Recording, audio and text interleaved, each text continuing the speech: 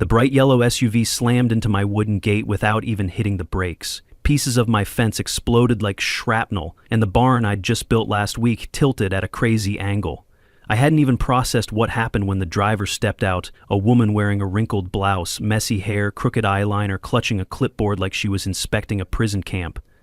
"I'm the president of the HOA," she screamed. "This property violates landscaping code." I stood there frozen, not from shock, but because I couldn't tell if this was real life or some prank for social media.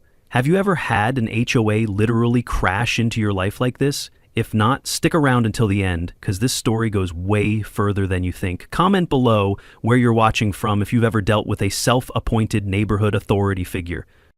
It was 7:15 on a Saturday morning when the yellow SUV first appeared in my driveway. I was sitting at my kitchen table in my gray hoodie and black joggers, sipping coffee and working on some code when the aggressive honking started. Through my Ring doorbell camera, I could see a woman in her late 20s with frizzy hair sticking out in all directions, wearing what looked like gym clothes that had seen better days. She was gesturing wildly at my front door, and her voice was already reaching that pitch that makes dogs howl 3 blocks away. The bright yellow SUV behind her was parked at such an angle that it blocked half my driveway. Clearly, subtlety wasn't her strong suit. "Cole Peterson," she screamed, pounding on my door with enough force to wake the entire neighborhood. "I know you're home. Open this door right now." I glanced at my security camera feed and felt my first cup of coffee suddenly taste bitter. This had to be Lindsay Geller, the woman my neighbor Harrison had warned me about during our brief chat last week. He'd mentioned something about a self-appointed HOA president who liked to cause trouble, but I figured it was just typical neighborhood gossip. Looking at this woman's aggressive stance and the way she kept jabbing her finger at my camera, I realized Harrison might have understated the situation. Her entire demeanor screamed entitlement mixed with barely contained rage, and something told me that opening my door would be like feeding a hungry bear. It would only make things worse. I pressed the intercom button on my doorbell system and tried to keep my voice calm and professional. "Good morning," I said, watching her reaction through the camera feed. "I'm sorry, but I'm busy right now. Do you have an appointment or some kind of emergency?" The question seemed to trigger something in Lindsay, because her face turned red and she stepped even closer to my door. "I don't need an appointment," she shrieked, her voice going up at least 2 octaves. "I'm Lindsay Geller, the HOA president of this community. I have the legal right to inspect your property for violations, and you're going to let me in right now?" The way she said legal right made it sound like she was reading from some official script, but something about her delivery felt rehearsed and hollow. I could feel my patience starting to wear thin, but I'd learned from previous customer service experiences that staying calm often revealed more about the other person's true intentions. "I appreciate you introducing yourself, Lindsay," I replied through the intercom, making sure to keep my tone neutral. "However, I'm not aware of any scheduled inspections, and I haven't received any official notice about property violations. Could you please explain what specific issue you're here to address?" Through the camera, I watched her face cycle through several emotions: surprise, anger, and then something that looked like calculation. She clearly hadn't expected me to ask for details, and the way she hesitated told me she might not have any legitimate reason for being here. "Your rose bush," she finally blurted out, pointing dramatically toward the small garden bed near my front fence. "You planted that rose bush without HOA approval, and it's a clear violation of our community landscaping standards." I almost laughed out loud at that. The rosebush in question was barely 3 feet tall and had been there when I bought the house 6 months ago. If anything, it was one of the most well-maintained plants on the block, and I'd actually received compliments from other neighbors about how nice it looked. But Lindsay was clearly grasping at straws, and her increasingly frantic gestures suggested she knew her excuse was weak. "That rosebush has been there since before I moved in," I explained patiently, "and I haven't received any documentation about landscaping restrictions or HOA bylaws." This seemed to push Lindsay over some invisible edge because she started pacing back and forth in front of my door like a caged animal. "Documentation?" she screeched. "I don't need to provide you with documentation. I'm the documentation. I'm the president of this HOA, and when I tell you there's a violation, that means there's a violation." Her logic was so circular it made my head spin, but what struck me most was the desperation in her voice. This wasn't just about a rose bush.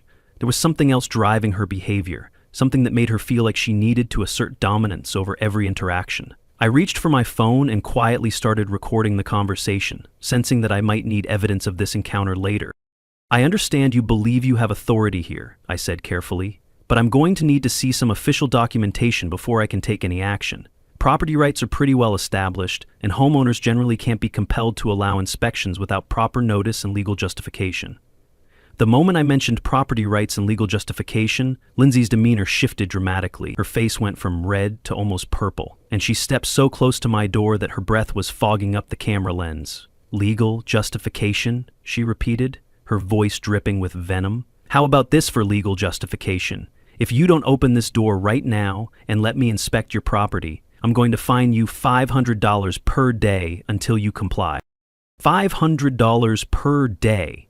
The number was so absurd that I almost burst out laughing, but Lindsay's serious expression told me she genuinely believed she had that kind of power. I made a mental note to look up HOA regulations in our area because something about this entire situation felt fundamentally wrong. That's quite a substantial fine, I replied, still keeping my voice level. I'll definitely need to see the specific bylaws that authorize those penalties, along with documentation of your authority to impose them. Through the camera, I could see Lindsay's hands shaking with rage, and for a moment, I wondered if she might actually try to break down my door. Instead, she spun around and marched back toward her yellow SUV, muttering something under her breath that the camera couldn't pick up. "This isn't over, Cole Peterson," she shouted over her shoulder as she reached her vehicle. "You have no idea who you're messing with. I'm going to make your life a living hell until you learn to respect authority." The threat was delivered with such theatrical drama that it might have been funny if not for the genuine malice in her voice. As she climbed into her SUV, I noticed she took several photos of my house from different angles, including close-ups of my front yard and the infamous rosebush. The yellow SUV's engine roared to life with unnecessary aggression, and Lindsay peeled out of my driveway with enough force to leave tire marks on the concrete. As I watched her disappear around the corner, one thought kept running through my mind. This woman was planning something, and whatever it wasn't going to be pleasant. 2 days later, I found a certified letter waiting in my mailbox with an official-looking letterhead that read, Meadowbrook HOA Authority. The envelope was thick and formal, the kind of thing that immediately makes your stomach drop even when you know you haven't done anything wrong. Inside was a violation notice claiming I had committed multiple infractions related to unauthorized landscaping modifications and failure to comply with community standards. The fine listed was $750, apparently calculated at Lindsay's arbitrary daily rate plus some kind of processing fee. What struck me immediately was how professional the document looked on the surface, complete with official-sounding language and references to specific subsections of community bylaws.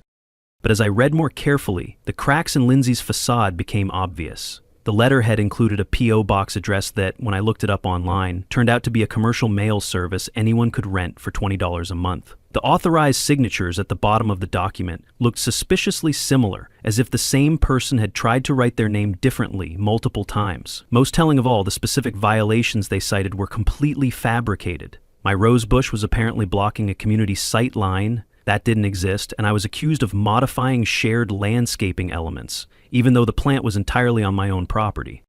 I spent the next hour researching HOA regulations in our area, and what I discovered was enlightening. According to the county records, our neighborhood had never actually established a legally recognized homeowners association. There were no filed incorporation documents, no registered bylaws, and no official board of directors. The previous owners of various houses had apparently discussed forming an HOA years ago, but nothing had ever been formalized through proper legal channels. This meant that Lindsay's entire authority structure was essentially a fantasy. She was operating as president of an organization that didn't legally exist. Armed with this information, I decided to do some neighborhood reconnaissance. I called Mrs. Becker, the elderly woman who lived 2 houses down and had always been friendly during our brief encounters. "Oh, Lindsay," she said with a sigh when I mentioned the violation notice. "That poor girl has been trying to run everyone's lives for months now. She convinced my neighbor Greg to help her distribute warning notices about everything from mailbox colors to garbage can placement. Most of us just ignore her, but she's been quite persistent with some of the newer residents." Mrs. Becker went on to explain that Lindsay had created some kind of online community group where she posted her own interpretations of neighborhood standards, but only about a dozen people had joined, and most of them rarely participated. The more I learned about Lindsay's operation, the more fascinated I became with the sheer audacity of it all. She had essentially created an entire bureaucratic structure out of thin air, complete with official-looking documents and penalty systems, then tried to enforce it through pure intimidation. It was like discovering that someone had been operating a fake police department in their garage, impressively elaborate, but completely illegal. I decided to call her bluff with a carefully worded email that requested documentation of her authority and the legal basis for her fines. I kept the tone professional and respectful, but included just enough legal terminology to make it clear that I wasn't going to be intimidated. Lindsay's response came within 30 minutes, and it was exactly what I expected. A rambling, incoherent mess that avoided every specific question I had asked. She claimed that my request for documentation was frivolous and obstructive, and threatened to escalate the matter to higher authorities. The email was filled with capitalized words and multiple exclamation points, giving it the appearance of someone who was rapidly losing control of their carefully constructed facade. What worried me most was her closing line: "You have 24 hours to comply with the original inspection demand, or you will face the full consequences of your defiance." 24 hours later, at exactly 3 p.m. on a Tuesday afternoon, the yellow SUV returned. This time, Lindsay didn't bother with the pretense of polite conversation. She pulled into my driveway, parked at an aggressive angle, and immediately started honking her horn in a pattern that could only be described as hostile. Through my security camera, I could see her gesturing angrily at my front door while shouting something I couldn't quite make out over the noise. When I didn't immediately respond, she got out of her SUV and began pounding on my door with both fists, screaming about my continued defiance and deliberate obstruction of lawful authority. I decided to let her tire herself out while I continued working at my computer, but Lindsay apparently had a different plan in mind. After about 10 minutes of increasingly frantic door pounding, she stormed back to her SUV and climbed inside. I watched through my camera as she sat there for a moment, apparently having some kind of internal debate, before putting the vehicle in reverse and backing up several yards. Something about her posture and the way she was gripping the steering wheel made me suddenly nervous. I stood up from my desk and moved closer to the window just as Lindsay floored the accelerator and drove her yellow SUV straight into my wooden front gate. The sound was incredible, a tremendous crack followed by the splintering of wood and the screech of metal against timber. My beautiful cedar gate, which I had spent 2 weekends refinishing just last month, exploded into pieces as the SUV plowed through it. Wooden debris scattered across my front yard, and Lindsay's vehicle came to rest halfway through the destroyed gateway. Its front bumper crumpled and steam rising from the radiator. The entire incident was captured in perfect detail by 3 different security cameras, including my Ring doorbell and 2 outdoor cameras I had installed after moving in. As I stood there staring at the destruction, I realized that Lindsay had just handed me the perfect evidence of her completely unhinged behavior. Lindsay climbed out of her damaged SUV, seemingly oblivious to the fact that she had just committed what was probably several felonies. "Look what you made me do," she screamed, pointing at the wreckage of my gate, as if I had somehow forced her to drive through it. "This is what happens when people don't cooperate with legitimate authority. You could have avoided all of this if you had just let me inspect your property like a reasonable person." Her logic was so twisted that I almost felt sorry for her, but any sympathy evaporated when she started taking photos of the damage as if she were documenting evidence of my wrongdoing rather than her own criminal behavior. The yellow SUV was clearly not going anywhere under its own power, and I could already hear sirens in the distance. Apparently, one of my neighbors had called the police. The text message came from an unknown number about an hour after Lindsay had limped away in a tow truck, leaving her destroyed gate and a yard full of wooden debris behind. "I saw everything," the message read. "We need to talk. A neighbor." I was still dealing with insurance representatives and trying to clean up the mess when my doorbell rang again. This time, thankfully, it wasn't Lindsay. Instead, I found myself face to face with Harrison Doyle, the 73-year-old retired lawyer who lived 3 houses down. Harrison was a tall, distinguished man with silver hair and sharp eyes that seemed to take in every detail of the destruction in my front yard.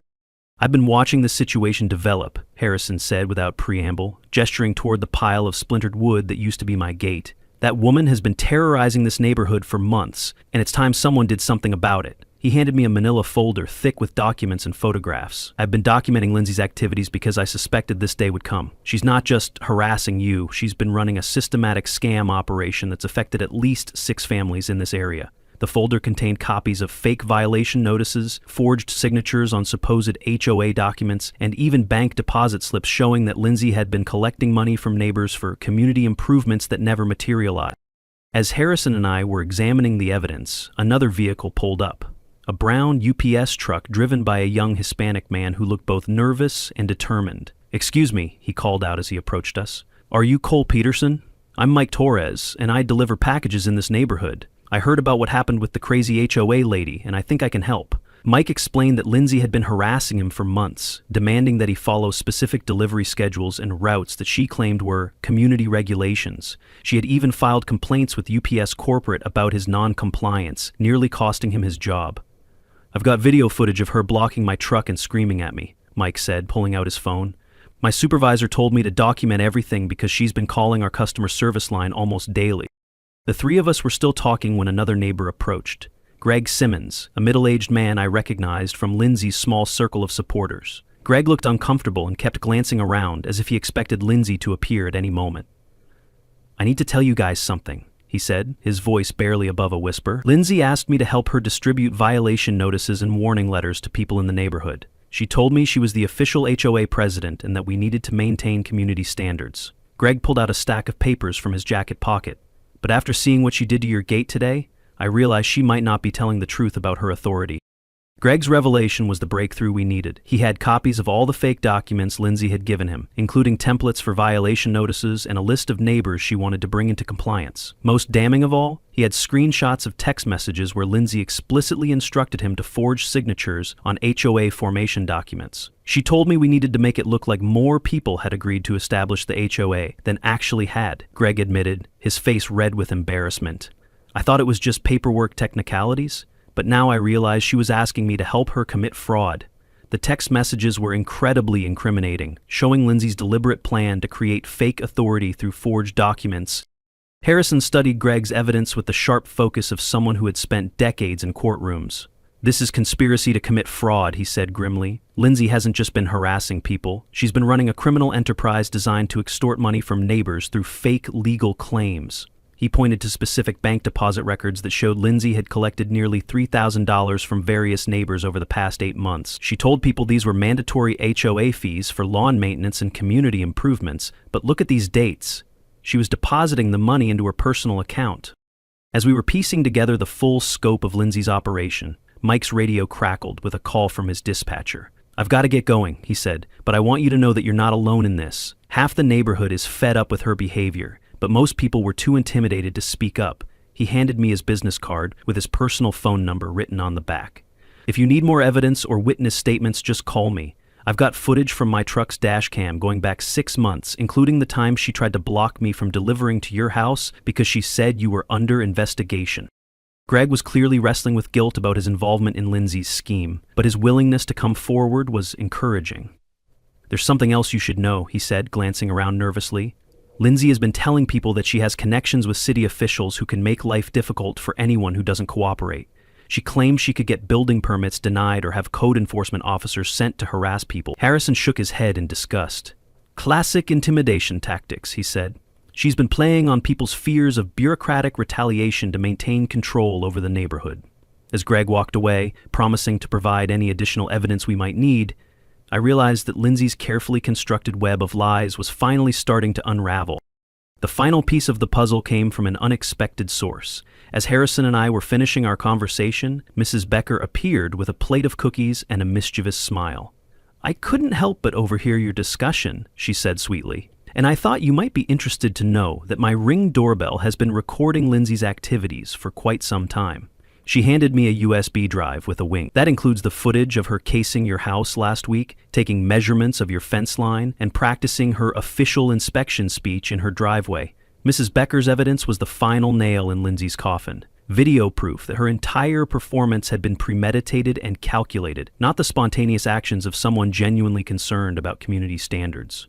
Deputy Ross Parker arrived at my house the next morning in response to what he later told me was one of the most bizarre police reports he'd encountered in 15 years of law enforcement. Lindsay had apparently called the sheriff's office to report that I was harassing and threatening a community official and had deliberately destroyed HOA property during our confrontation. According to her version of events, she had been conducting a routine inspection when I became violent and somehow caused her vehicle to crash into my own gate as part of an elaborate insurance fraud scheme. The story was so convoluted and illogical that Deputy Parker said he knew something was off before he even arrived at my house. Deputy Parker was a professional, no-nonsense officer in his early 40s who had clearly dealt with neighborhood disputes before. He listened patiently as Lindsay, who had arrived moments after him in a rental car, launched into a lengthy explanation of my supposed crimes against the homeowners association. "Officer, this man has been deliberately obstructing lawful authority," she declared, gesturing dramatically toward my house. "As the duly elected president of the Meadowbrook HOA, I have the legal right to inspect properties for code violations, and he has been preventing me from carrying out my official duties." She was wearing the same gym clothes from our previous encounters, but now they looked even more disheveled, and her hair was sticking up in directions that seemed to defy physics. I had prepared for this moment by gathering all the evidence Harrison, Mike, and Greg had provided, along with my own security footage and documentation. "Deputy Parker," I said calmly, "I'd like to show you some information that might clarify this situation." I handed him a folder containing the county records showing no legal HOA in our area, copies of Lindsay's forged documents, and screenshots of her text messages instructing Greg to falsify signatures. "I believe Mrs. Geller has been operating under some misconceptions about her authority in this neighborhood." Deputy Parker's expression grew increasingly serious as he reviewed the evidence, occasionally glancing up at Lindsay with the kind of look that suggested his patience was wearing thin. "Ma'am," Deputy Parker said, his voice taking on the formal tone that police officers use when they're about to deliver bad news, "HOA authority doesn't grant you the right to access private property without consent, even if such authority existed. But more importantly, these documents suggest that your claimed authority may not be legitimate." Lindsay's face went through several color changes as she processed what he was saying. "What do you mean, not legitimate?" she sputtered. "I have incorporation papers.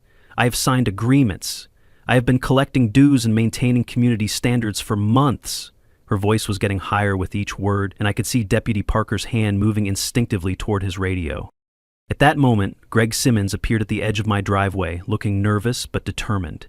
"Deputy Parker," he called out, "I'm sorry to interrupt, but I need to report something about Mrs. Geller and the HOA documents." Greg's timing couldn't have been better, or worse, depending on your perspective. He approached with a manila envelope and a deeply uncomfortable expression. "Officer, I need to confess that Mrs. Geller asked me to help her forge signatures on HOA formation documents. She told me it was just a formality, but I realize now that what we did was illegal." The envelope contained the original templates Lindsay had given him, along with examples of the forged signatures they had created together. Lindsay's reaction to Greg's confession was immediate and explosive. "You traitor!" she screamed, pointing an accusatory finger at him. "How dare you betray the community like this? We were trying to maintain standards and property values, and you're sabotaging everything we've worked for." Her outburst was so loud and aggressive that Deputy Parker actually stepped between her and Greg, clearly concerned about the situation escalating further. "Ma'am, I'm going to need you to calm down," he said firmly. "These are serious allegations, and your reaction isn't helping your case." But Lindsay was beyond reason at this point, pacing back and forth and muttering about conspiracies and ungrateful neighbors. Just as Deputy Parker was wrapping up his initial investigation, the situation took another dramatic turn. A white pickup truck with magnetic signs reading Municipal Code Enforcement pulled into my driveway, driven by a young man in an ill-fitting khaki uniform that looked like it had been purchased from a costume shop. "Mr. Peterson," he called out, clearly reading from a script, "I'm here to conduct a mandatory inspection of your property following reports of code violations." The timing was suspicious, and when I glanced toward the street, I could see Lindsay's rental car parked at the end of my block. Deputy Parker immediately recognized what was happening and approached the fake inspector with professional authority. "I'm Deputy Parker with the Sheriff's Office," he announced, showing his badge. "May I see your credentials and work order for this inspection?" The fake inspector's face went white, and he started backing toward his truck while mumbling about being at the wrong address. At that moment, the real city inspector arrived. Janet Rodriguez, summoned by Harrison's phone call to report suspicious activity. "Excuse me," she said, approaching the young man with genuine government authority. "I'm Inspector Rodriguez with the City Code Enforcement Office. We have no record of any inspection request for this address." The fake inspector chose that moment to flee, peeling out of my driveway and disappearing around the corner. Lindsay, who had been watching the scene unfold with increasing panic, tried to distance herself from the obvious fraud. "I don't know who that person was," she stammered, her confident demeanor completely shattered. "He was supposed to... that wasn't...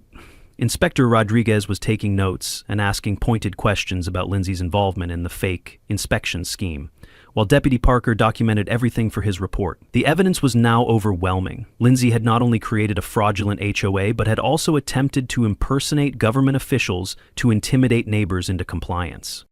As both officials reviewed the mounting evidence against Lindsay, her desperation became increasingly apparent. She started making wild accusations about community conspiracies and claiming that we were all working together to frame her for crimes she hadn't committed. "These people have been harassing me," she insisted, pointing accusatory fingers at everyone present. "I'm the victim here.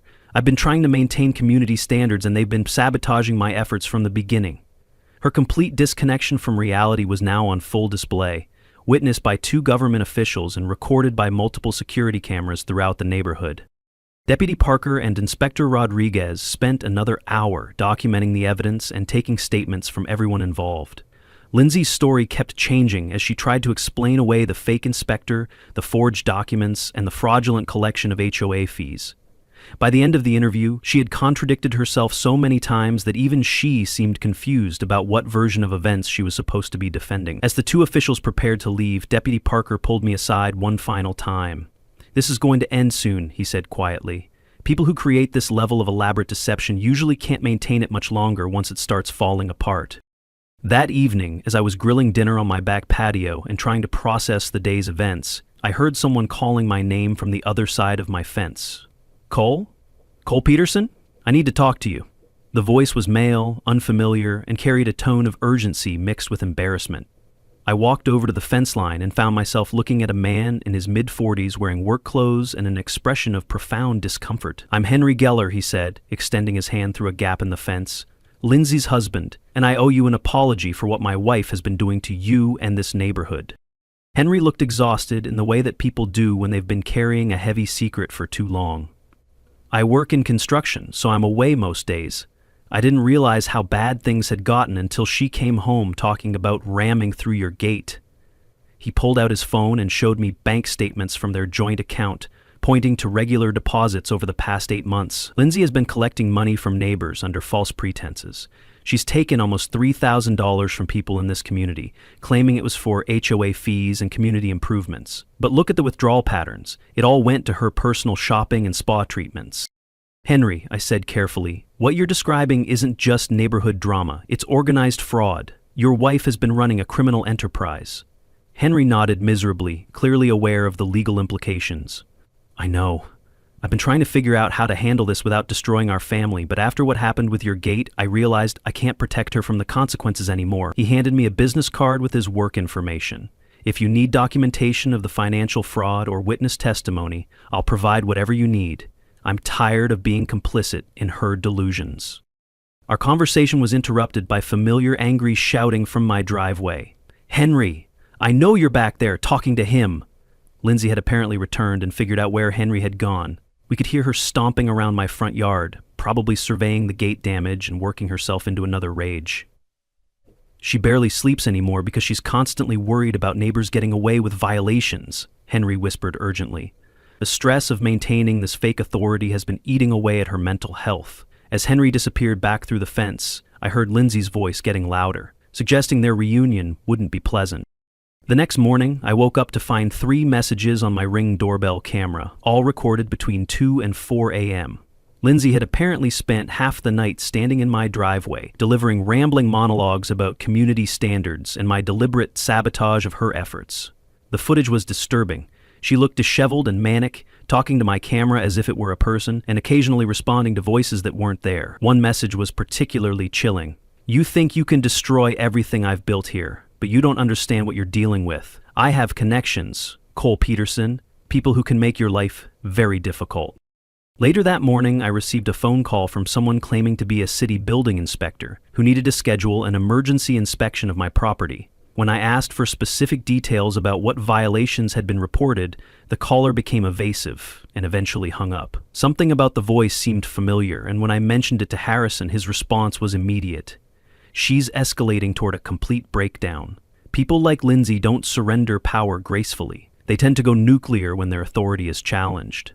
His prediction proved accurate because that afternoon, Lindsay drove slowly past my house 3 times, taking photos and making phone calls that became increasingly animated with each pass. The final straw came that evening when Mrs. Becker called to warn me that Lindsay had been approaching neighbors claiming I was under federal investigation for fraud and that anyone who continued to associate with me could face legal consequences. "She's trying to isolate you," Mrs. Becker explained. "Classic intimidation tactics. But don't worry, most of us see right through her nonsense." However, the fact that Lindsay was now actively trying to turn the entire neighborhood against me suggested that whatever she had planned next was going to be her biggest escalation yet. I spent that night double-checking my security system and preparing for what felt like an inevitable, final confrontation. The final escalation began 3 days later, when Lindsay apparently decided that subtle intimidation wasn't working and it was time to bring out what she considered her biggest weapon. I received a certified letter that morning, this time with an even more official-looking letterhead reading Regional Property Compliance Authority, and bearing what appeared to be government seals and signatures. The letter informed me that I was now under investigation by multiple state and federal agencies for violations ranging from tax evasion to conspiracy to defraud local homeowners. The fines had escalated to over $5,000, and I was warned that failure to comply with immediate inspection demands would result in property seizure and criminal prosecution. The letter was so over the top and filled with legal-sounding nonsense that it would have been laughable if not for the fact that Lindsay had already proven herself capable of elaborate fraud and property destruction. What concerned me most was the letterhead itself. Whoever had created it had put significant effort into making it look authentic, complete with official-looking logos and what appeared to be notarized signatures. This wasn't just another rambling threat from an unhinged neighbor. This was a sophisticated attempt to impersonate government authorities on a scale that suggested Lindsay might actually have help from someone with design skills or access to professional printing equipment. I immediately called Harrison to show him the latest escalation, and his reaction was swift and decisive. "This crosses the line from harassment into serious federal crimes," he said grimly. "Impersonating federal agencies is something the FBI takes very seriously, and creating fake government documents is a felony that carries significant prison time." Harrison suggested we contact Detective Williams, the county fraud investigator who had been monitoring Lindsay's activities, to report this latest development. Within an hour, Detective Williams was at my house, examining the fake letter and taking photographs of every detail. "This is exactly what we've been waiting for," Detective Williams explained as he carefully bagged the evidence. Up until now, Lindsay's crimes had been mostly local: fake HOA documents, small-scale financial fraud, property damage.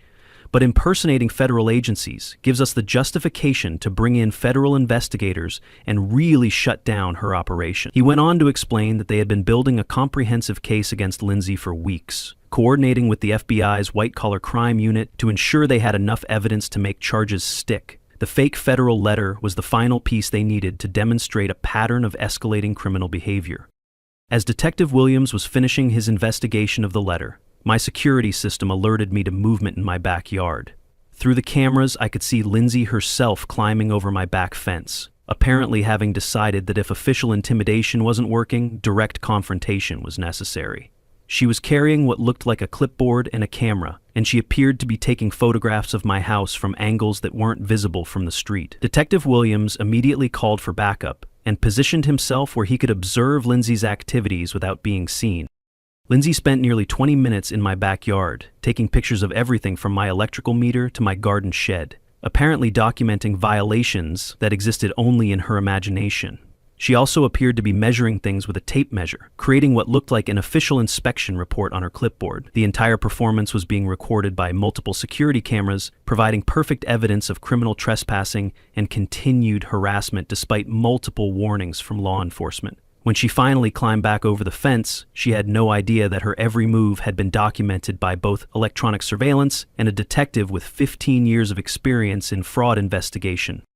The trap was set the next morning when Lindsay returned to my front door with what she clearly believed was overwhelming evidence of my supposed violations. She was accompanied by 2 people I didn't recognize: a middle-aged woman in a business suit carrying an official-looking briefcase, and a younger man with a camera who appeared to be documenting everything. Lindsay's demeanor was completely different from our previous encounters. She was calm, professional, and spoke with the kind of authority that suggested she genuinely believed she had finally assembled the evidence needed to destroy me.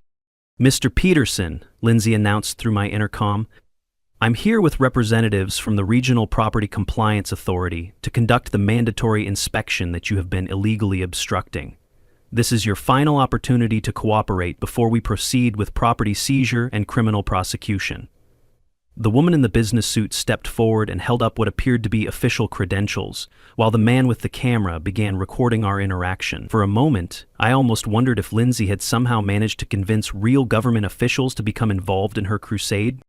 That illusion was shattered when Detective Williams and 2 FBI agents emerged from their surveillance positions around my property. "Federal agents," one of them announced, showing his badge to the surprised group on my doorstep. "Nobody move. You're all under arrest for impersonating federal officials and conspiracy to commit fraud." The woman in the business suit immediately dropped her briefcase and raised her hands, while the man with the camera began frantically deleting footage from his device. Lindsay's reaction was the most dramatic. She collapsed to her knees and began screaming about conspiracies and frame-ups, apparently unable to comprehend that her elaborate scheme had finally been exposed. The investigation that followed revealed the full scope of Lindsay's operation. The woman in the business suit turned out to be her sister-in-law, who worked as a real estate agent and had access to official-looking forms and letterhead materials. The man with the camera was Lindsay's personal trainer from the local gym, the same person who had attempted to impersonate a city inspector weeks earlier. Together, they had created an elaborate network of fake authorities and fraudulent documents designed to intimidate neighbors into compliance with Lindsay's imaginary HOA regulations. As Lindsay was led away in handcuffs, still screaming about community standards and property values, I felt a mixture of relief and sadness.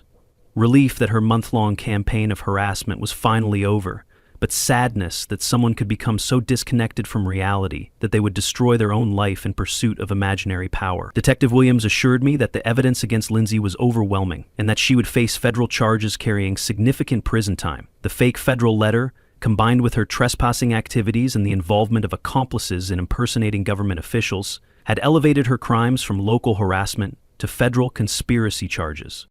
The final confrontation began at dawn on Friday morning, when I was awakened by my security system's motion alerts. Through my bedroom window, I could see Lindsay's yellow rental car parked across the street, with Lindsay sitting inside talking animatedly on her phone.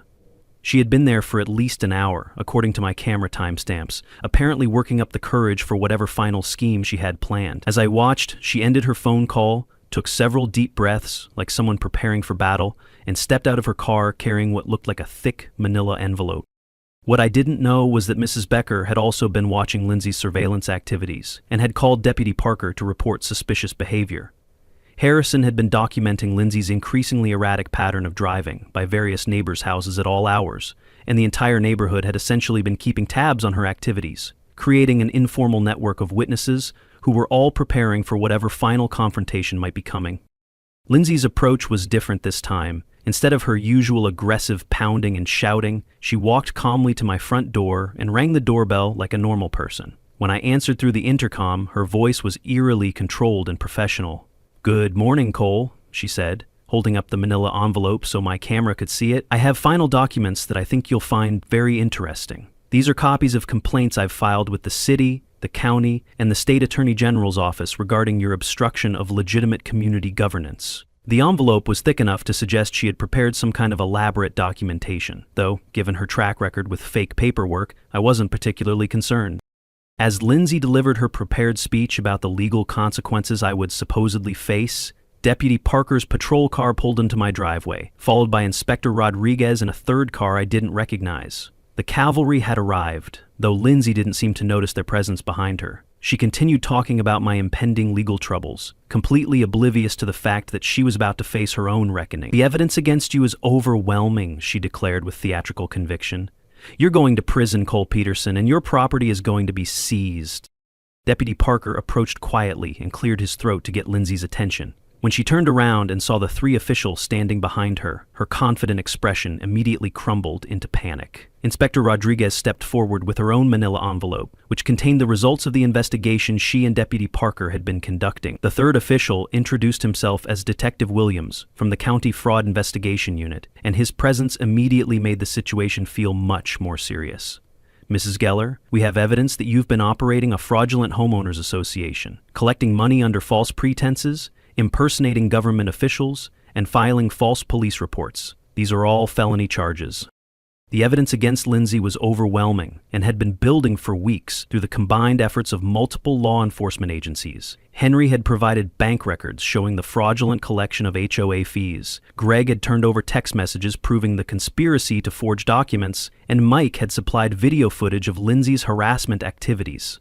Mrs. Becker's security cameras had captured Lindsay's late-night stalking behavior, and my own footage documented her property destruction and threats. Most damning of all, the fake inspector had been tracked down and had agreed to cooperate with authorities, providing detailed testimony about Lindsay's plan to impersonate government officials.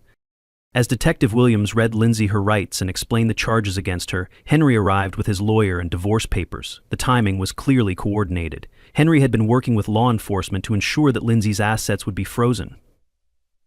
Lindsay, Henry said sadly, "I've tried to help you get the treatment you need, but I can't continue to be complicit in your criminal activities. I'm filing for divorce, and I'm going to cooperate fully with the authorities to make sure everyone you've defrauded gets their money back." The look of betrayal and shock on Lindsay's face was almost pitiful, but it was clear that Henry had finally reached his breaking point. The final irony came when Lindsay's yellow rental car was impounded as evidence in the property destruction case related to my gate. As the tow truck loaded her vehicle, Lindsay made one last desperate attempt to maintain her authority while being placed in the back of Deputy Parker's patrol car. "You people don't understand," she yelled through the window. "I was trying to help this neighborhood. You're all going to regret this." Her delusions persisted, even as the evidence of her crimes was being loaded into evidence bags around her. Within a month, Lindsay was facing 12 felony charges, including fraud, impersonation of government officials, extortion, and conspiracy. Henry made good on his promise to return the fraudulent HOA fees to everyone who had been scammed, totaling nearly $3,000. The fake inspector turned out to be Lindsay's personal trainer, who had been paid $500 to impersonate a city official and immediately confessed when confronted by real law enforcement. The neighborhood eventually formed a real homeowners association, with Harrison as president, and my rosebush became something of a neighborhood symbol, protected by actual HOA regulations that recognized homeowners' rights. As I sat on my front porch 6 months later, watering that famous rosebush and enjoying the peace that came with Lindsay's absence, Deputy Parker stopped by during his patrol. "How's the quiet life treating you?" he asked with a smile. I looked around at my repaired wooden gate, my flourishing garden, and my peaceful neighborhood. "You know," I said, "it turns out that sometimes the worst neighbors teach you the most about what real community actually means. And sometimes karma drives a yellow SUV straight into its own destruction." We both laughed as we watched the sun set over a neighborhood that had finally learned the difference between legitimate authority and elaborate delusion.